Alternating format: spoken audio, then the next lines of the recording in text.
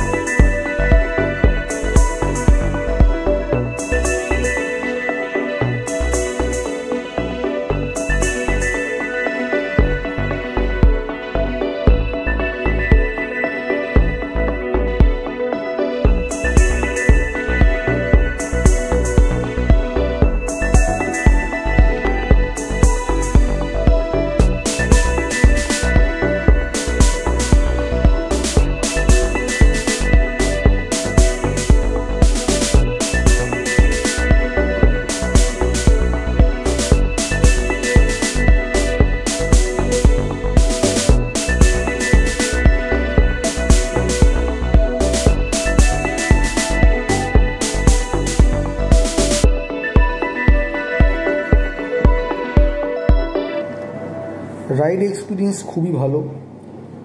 আমি অনেক জায়গারই রোপওয়ে করেছি, গ্যাংটকে করেছি, কিন্তু দার্জিলিংয়ের রোপওয়েটা খুব সুন্দর, চা বাগান দিয়ে ঘুরিয়ে আনে।